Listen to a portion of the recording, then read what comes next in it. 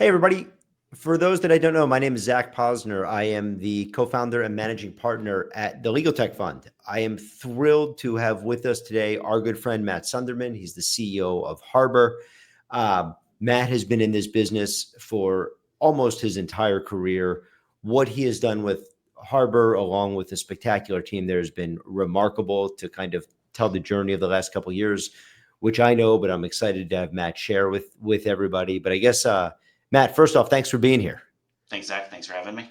And maybe before we dive in, well, we can get to Indiana's. Maybe we'll just jump right to this. So for those that don't know, I went to Indiana University. Our football team is kicking butt. I was just starting to ask Matt a question, which I said we should maybe extend to this: is should I travel this weekend to go see Indiana undefeated against Ohio State? Matt, where did you come out on that one? And what Zach didn't just say is he was worried that the outcome might not be in his favor, and he'd look back on it and say it was a waste of time. So, Matt went to a rival school, in case you can't figure this out. yes. So I went to the University of Illinois. So we talk Big Ten sports periodically. So what I said was, you're asking the wrong person. I've seen my teams lose in every major sporting event over the last 20 years: Super Bowl, World Series, Rose Bowl, Sugar Bowl, Final Four, Elite Eight. So, I said, this isn't a great calibration of somebody who invests times and things like this. And then I remind him quickly, said, do you remember the worst loss or the worst run in the history of the Elite Eight basketball tournament spring? And he's like, I can't really remember. I'm like, it was Illinois, and it was in Boston, and I was there, and I took my 12-year-old, and he looked at me in the middle of the second half and said, why did we do this? And my comment to him and my comment to Zach is, because when they do win, or if they would have won, you remember that moment of witnessing, I think it was like a just under 40-0 run in the Elite Eight that I got to witness live in Boston with a bunch of UConn fans with my son. So my response was, yes, Zach should go, and this is highly related to LegalTech. Awesome. Then, and for those that are more focused on LegalTech or tuning in from outside the country that aren't college football fans, maybe before we really jump in, can you give us a little context on Harbor, the shape, the size, the scale, and and please give us a little overview. So Harbor is we're about 800 people, focused on the legal ecosystem. So for us, that's the kind of the shape. That's corporate law departments, law firms globally, as well as the tech partners that kind of serve those two different end markets. We're predominantly based in North America, in the UK, in terms of both employee headcount as well as our client base. However, we have growing kind of employee populations and clients in continental Europe and Asia Pac as well. So that's Harbor at a super high level. So 800 people is pretty impressive. If I were to come back to you, maybe what would have happened if we were doing this exact same thing 3 years ago? Like, where did this, I guess the second or third part of the journey start for you, and what that looked like? So the part of the business that's now part of Harbor that I was part of would have been just shy of 200. So we've gone from 200 to 800. Again, for the folks that I was working with at that time 3 years ago. Harbor, we launched Harbor formally in the summer of last year, 2023. We started the journey in the early part of January of 2023, prior to the formalization of the brand and the integration of the companies that we brought together. And essentially, we've doubled our headcount and kind of revenue from kind of call it the late part of 22, early 23 to present. That is pretty impressive.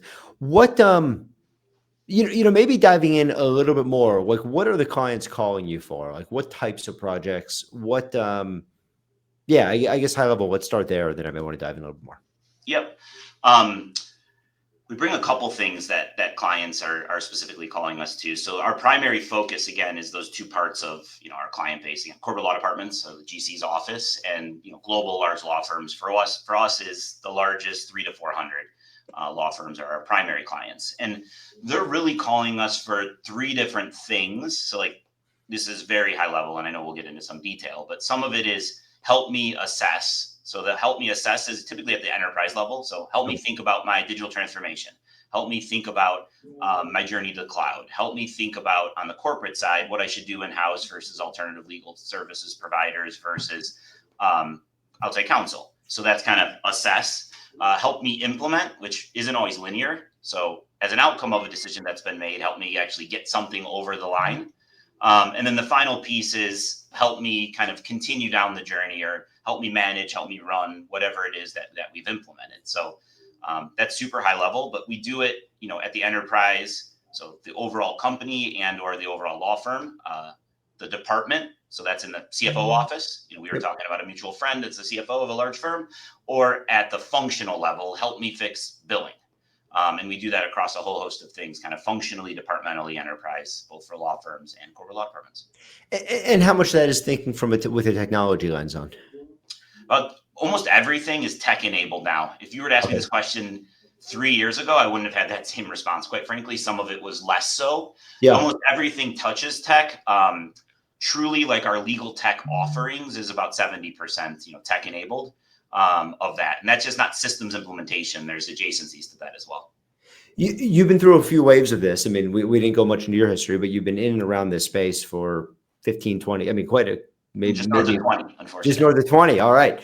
And, so you've seen a couple different waves of technology. You've seen people, talking about different things. You've seen you've seen adoption online. You've seen adoption into the cloud. You've seen, and now we're kind of touching and we're just getting started on this wave with AI. How does this one feel to the past couple ones? The moment in time, there's always a big shift mentally of like to from. So my to from, and Zach, I think we're the same age. So I was talking about this at breakfast actually with someone prior to jumping on this, but I said, you remember banker's boxes, right? The to from when I started my career was taking paper files and just having the ability to access those files, not search them, just find them.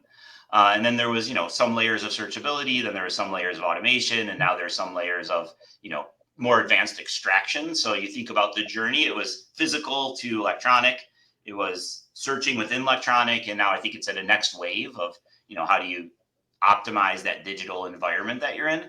I think all of them seemed very transformational at the moment in time. Yeah. I think each of them required more kind of getting underneath whatever it is you had to do to get from the to from. And I think we're still in that part of the journey, in my view, of what do firms, law firms, and corporate law departments need to do to really enable and take advantage of the opportunity of, what was 2 years ago to what will be 2 years from now. Is there more interest in this? Do you feel like you're getting asked a different series of questions from the clients, this go around, or it's kind of more key to their start? I'm just curious, like the pace has quicked up. So the desire for change and like the time horizon at which they want to see incremental progress, I think on the client side has definitely accelerated.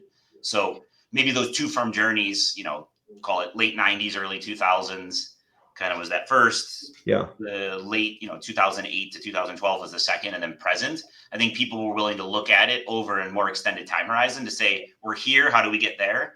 Versus now, I think the desire to shrink or compress that time horizon is dramatically different. The vendor ecosystem that you work with, the partner ecosystem, how do you see AI playing out? Do you see it being the future, being like some of these earlier stage companies that, that don't even exist yet? Do you see it as like, hey, the incumbents are doing a really good job and we'll kind of transform things? Like people turn to you for these types of things. I'm curious, like the type of lens that you think about. Yeah. This just kind of sounds like it's avoiding the question, but I think it's a little bit of both. I do think the enterprise technology, both the legal tech specific, but also just general domain technology. So if you think about legal tech specific at scale, you're thinking about, the Intaps or the iManages or the NetDocs or the MeterTechs of the world, kind of focused on legal, for lack of better words. Those are just a handful that I called out. And then you think about others that are already in the legal ecosystem that aren't legal tech specific, i.e. Workday, i.e. ServiceNow, i.e. Microsoft. And I think we're seeing a little bit of both. We're seeing kind of the enterprise technologies move forward and make some meaningful transformation. But we're also seeing a fair amount of point solutions develop some interesting use cases. And I think the differentiation is going to be your ability to differentiate those use cases. Because I do think across the application stack, most of the solutions that a lot of our, touting to be emerging right now are going to become table stakes over the next 6 months, 2 years. And it's going to be about what specific thing are you solving for us relative to that, application of the technology. The technology on the back end is becoming more and more just needs to be built into all enterprise techs. Yeah, you're exactly what we're thinking about the world. Like we put it in three different buckets. You have these like very specific applications that can be extraordinarily accurate with today's technology and can solve a specific pain point with, again, a high degree of accuracy. Then you have these folks that are almost trying to be an AI associate to some extent on the, Yep. But then you can even zoom out and say, and then you have these things like Microsoft. And the question is just going to be like, how good does the tech get? Yep. As to like where are the important places and kind of who gets there. And what are you trying to solve? Are you trying to solve the back end or the front end? Well, Right. look, I look at this stuff as like a Rubik's Cube. Like I think there's like six sides to it. You have big firms, small firms, you have firms that bill by the hour, firms that are contingency based, and you have Yep. business law and practice law. Yep. And you can mix any of them up and you get a completely different snapshot as to like what's actually being used today Yep. versus what's experimental. Like your clients, my guess is if something's 70% accurate, that's not good enough. You're dealing with some of the leaders of the world. But, if you're a local family law practitioner and maybe Yep. your neighbor asks you for an NDA, well, 70% is a great start. Oh, for sure. Yeah, there's I think people overgeneralize legal, and you just hit it, right? So people talk about legal as it's one thing, and it's not. There's large law. Even within large law, there's types of practices or area of laws you focus on. Your needs are dramatically different. Your client bases are dramatically different. The client's expectations are different. How you bill is different. Your expertise you bring to bear is different. Your leverage models are different. The associates hire you different. So there's a lot of noise in terms of what's applicable to a variety of different types of both law firms and corporate law departments.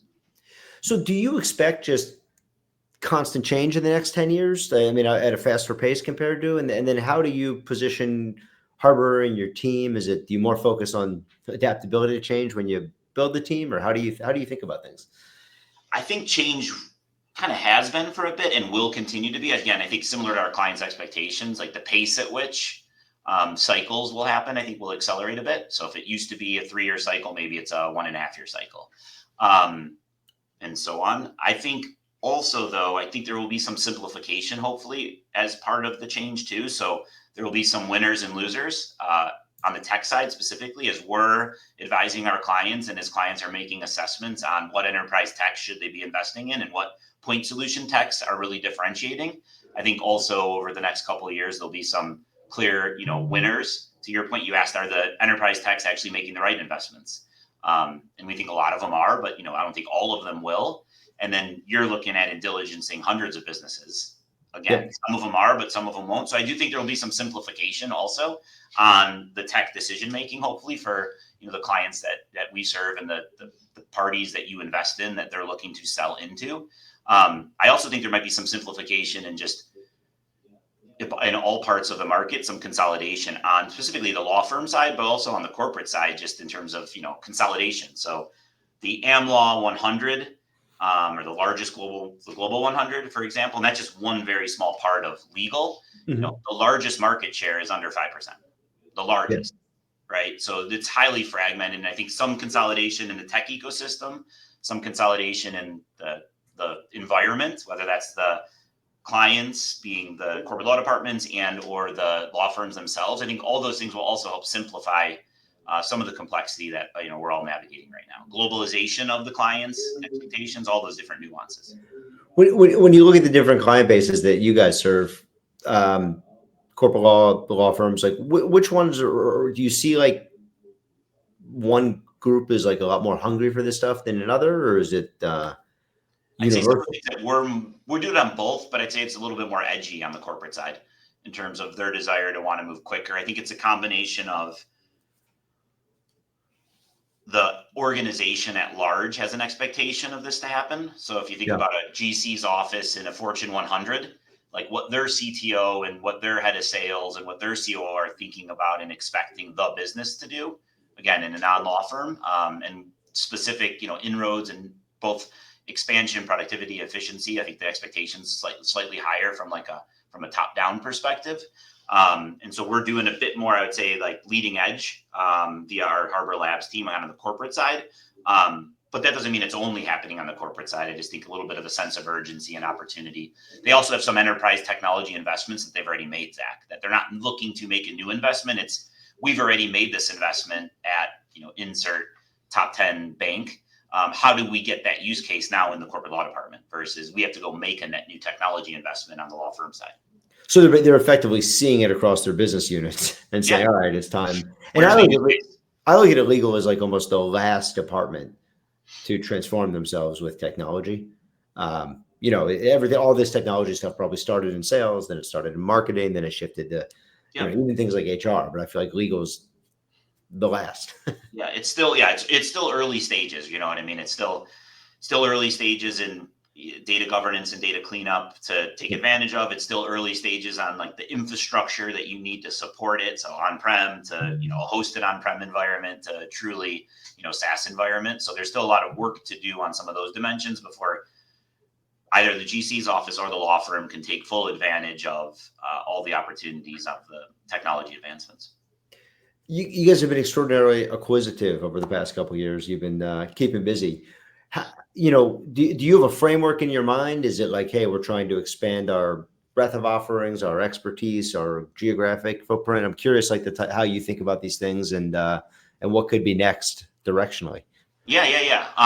It's a good question. So we think about it on three different dimensions. So one is like, do we see the market opportunity and the client need and it's underserved, and can we broaden or deepen what we're doing?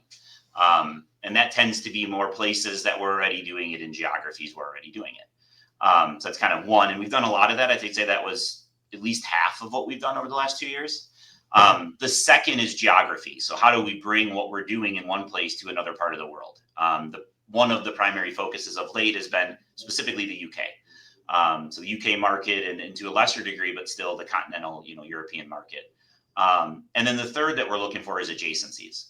So adjacencies would be, if you think about the enterprise legal tech stack of a law firm, you've got, kind of your risk suite, your finance suite, your document suite, your HR suite, and your business development suite, kind of at the enterprise stack, underpinned typically by Microsoft. Yep. Today, we do a little bit less in the HR suite specifically. So that would be an example of an adjacency. Another adjacency for us would be, we do a lot of work with, but our core go-to-market motion isn't focused on accounting and consulting. So we do a lot of work as part of our tech implementations or advisory work for some of the largest accounting and consulting organizations, both in North America and the UK. Would that be an opportunity for us to expand? So I think, we still think there's some depth, breadth, geo, and adjacencies over the next 2 to 5 years at Harbor for sure. I would anticipate us keeping, a similar clip to what we have in the prior 3 years. And is there like a whole infrastructure built up internally to look for these things, interact with it, try all of the integration? Like, how have you thought about that stuff? Yeah, we've got a lean but mean corporate development team in-house. We also partner with our capital partner, Renovis on that. And they've got a pretty well-oiled machine in terms of, the advisors that they use to help getting deals done. And then I and others on the corporate development team spend a lot of time just in the market talking to folks. So at any given time, we've got north of 10 to 15 kind of active conversations and, a list of, many more than that of what could be additive for folks joining Harbor. So I'm curious, just because you guys have been as active as anybody in this vertical in the last couple of years, any like underlying learnings or things that surprise, and you didn't grow up necessarily in the M&A world, but any active learnings from it? Are these things harder, easier, both elements than one would think? Or they are both harder and easier. So I think we've chosen to spend a lot of time on trying to get all of them integrated, right? And I think that, different acquisition strategies or different companies have different, we want to be a house of brands, right? Loose affiliations. And we've kind of taken I think the most optimal path for our employees and customers or clients, but also, fully integrated go-to-market, fully integrated delivery, fully integrated, financial systems and sales systems, Microsoft backend environment. So I think, the work that goes into that is a lot. And I think, we maybe under indexed at times in the journey on how much work there was there. And I think we've gotten more efficient as we've continued to, bring different folks in. One of the last things I did when I flipped from like full-time professional services in consulting, and I put on my service delivery hat and was in the market talking to folks, was worked with co-managing partners on integration on the law firm side. So you've seen some of this. quasi in the delivery, and we were helping a lot of the big ones that are happening right now at Harbor. So, some context for it, but it's always easier to advise than to get the stuff done, internally, quite frankly, when you've got, it's your system. So, the advisory dimension is sometimes easier than the implementation dimension. We could do both on the merger side at Harbor, but the advisory tends to be a bit easier than the actually getting it over the finish line. Any sense as to what we're talking about in, when we jump back on in 3 years, what we're talking about, or 4 years or 5 years? I think I've heard you say this, like the short-term opportunity maybe takes longer than what you envision. You've got a better quote than this back, and the long-term time horizon, we've underestimated it. Yep. So I think one of the things we'll be calibrating on was, was the tech ready? Not the tech, but was the client base that needs to go buy the tech ready to get full advantage of it? And what were the hard yards and lessons learned? One, and then what were the actual gains? What were the benefits to clients? What were the benefits to the business and the GC's office? So when do we see the expansion, and or whether that's capacity expansion, revenue expansion, new markets expansion, underserved legal parts of the world expansion? So when do we start to see that as an outcome? So I think we'll be, reflecting and talking about that, and then probably talking about whatever's next beyond the cloud or beyond, Gen AI. So there'll be a new technology that will disrupt the current technology. And then I also think you'll start to see you've already started to see some, but you'll see continued regulatory reform, which I think could be, more disruptive, quite frankly, to the traditional model of how legal services get delivered than generative AI or AI, quite frankly. And so I think both of those things will continue to advance between now and 2028, 2029. Yeah, and I think it's going to be fascinating because the quote that I'd like to take credit for, but it's Bill Gates took credit. It's his quote. But you didn't give him attribution the first time. So. Or maybe he stole my line. But people overestimate what can happen with technology in 2 years, underestimate what happens in 10. And the exciting part about that is we're sitting here in November, December of 24, and it was November 30th of 22 that we all saw this demo for the first time. And I'm actually convinced that it was just the best demo in the history of demos. And that got so many more people. It was so simple. You could see it and understand it and touch it, even though it didn't work at the time, and its direction is certainly moving. But so I think the next couple of years are going to be fascinating. It's going to be fascinating to see all of these, what happens from a tech company perspective. It's going to be fascinating to watch you guys as you continue to grow the team and grow the services and the clients and all that fun stuff. Matt, thank you for taking a few minutes with us. Appreciate it. And thanks for pushing me over the edge to getting on the plane this weekend too. Good luck in Columbus, and either way, it'll be an experience. Exactly. All right. Bad or ugly. Looking forward to seeing you soon. Thanks for taking a few minutes. I'll see you. Bye, Zach. Bye.